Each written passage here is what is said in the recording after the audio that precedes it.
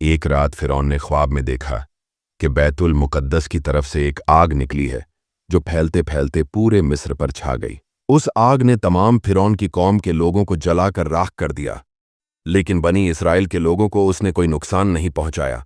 बनी इसराइल मूसा अलैहिस्सलाम की कौम थी और इसी कौम से मूसा अलैहिस्सलाम ने आना था।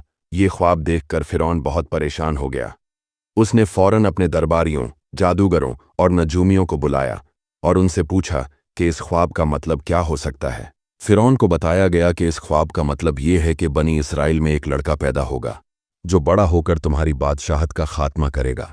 ये सुनकर फिरौन बहुत खौफजदा हो गया और उसने हुक्म दिया कि बनी इसराइल में जो भी लड़का पैदा हो उसे फौरन कत्ल कर दिया जाए और सिर्फ लड़कियों को जिंदा छोड़ा जाए। कहा जाता है उस जालिम ने कई हजार मासूम बच्चों को कत्ल करवाया था।